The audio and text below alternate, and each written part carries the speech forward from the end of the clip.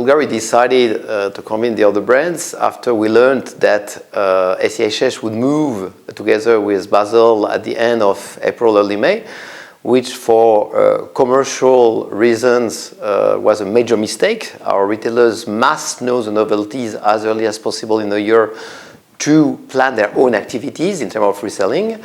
And we must know as a manufacturer, obviously, the real demand so that we can adjust our production planning. So they made a mistake, a big one, and we decided that we couldn't leave our retail partners and the media without any news for 4 months into 2020, especially in the context where the watch market reported by Swiss Export is sluggish. And even though we're gaining market share as LVMH and as Bvlgari in particular, we want to take advantage of that mistake they made to take much more market share, introducing for first Bvlgari, Hublot, Zenith and Heuer, most of the 2020 novelties. So Bvlgari Watches is born as a feminine watch brand back in 1919 with jewelry watches.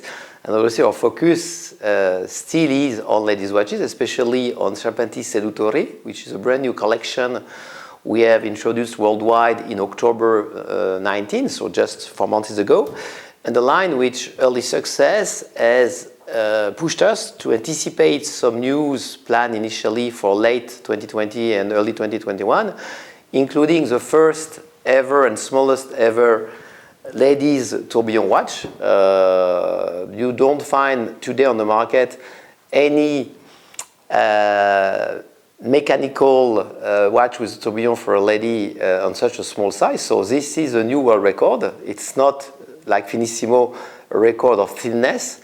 It's a record of absolute size of this movement, which enables the high end of Serpenti Seduttori to have the pinnacle of watchmaking, that is mechanical and tourbillon. So this is really the big news for Bvlgari, but at the same time, we are further enlarging the Seduttori range with more accessible models, like for instance the steel and gold with diamonds, steel with diamonds. So a further addition to make Serpenti Seduttori the #1 collection into the Bvlgari world and further consolidate Serpenti as the leading Bvlgari watch collection.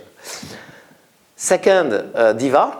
Diva, like Serpenti, comes from jewelry. This is the signature of Bvlgari. Jewelry is really framing any other development in any other category. And for Diva, it's the same. We have this amazing minute repeater, which is pinnacle of watchmaking. So if Serpenti has a tourbillon, Diva is the minute repeater. So we have high-end watchmaking, not only for men, but for ladies.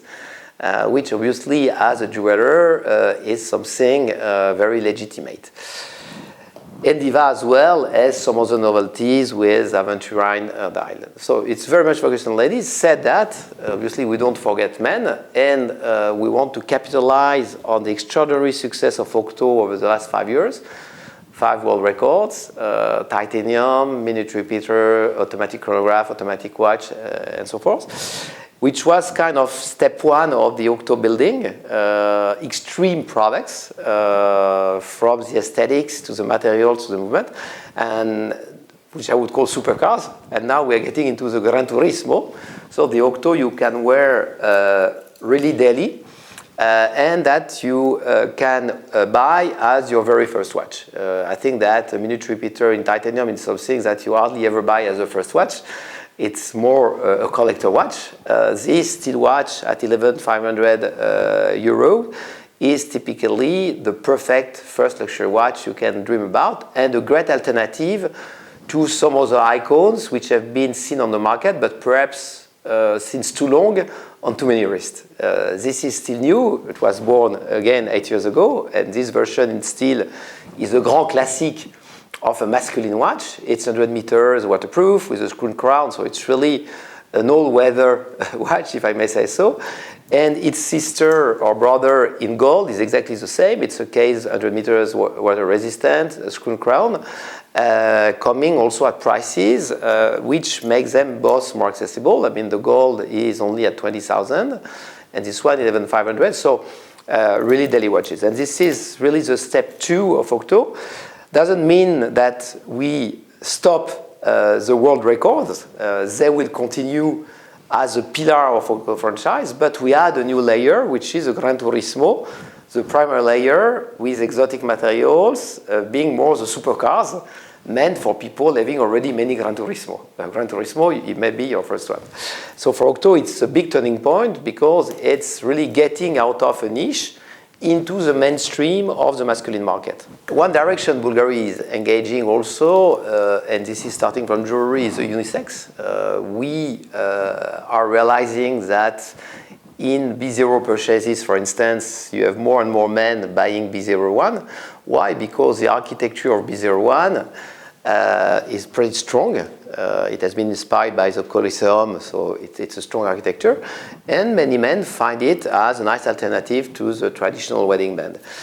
And based on that, we're going to develop in the future more unisex jewelry. I don't say man jewelry, I say unisex, which is different.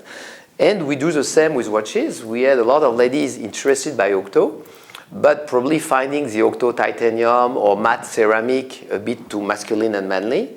So we are launching in Dubai 2020 the Octo Polished Ceramic, which is much more into the aesthetical standards of ladies. I mean, we know it on Serpenti Seduttori, which is the same black polished ceramic, and which is a big success.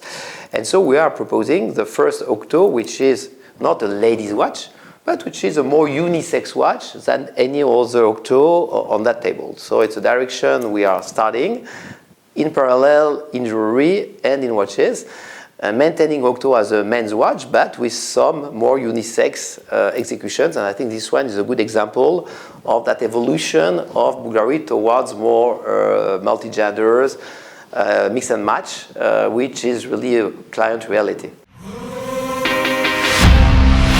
As a watchmaker, I love beautiful watches with beauty in and out, and obviously the Minute Repeater I'm wearing today is the third Octo Minute Repeater. We had the first one in titanium, then in carbon, and here we have brought the Minute Repeater movement and adjusted it to resonate with gold because the density of gold is different from titanium and carbon. And so we have created new hammers and new springs so that the music, despite the gold, which is more absorbing the trebles, is very crystalline. So this is my favorite because it looks like a normal watch, but it's an amazing Minute Repeater with the sandblasted gold, making it extremely contemporary when most Minute Repeaters are pretty classical execution when I look to competitive brands.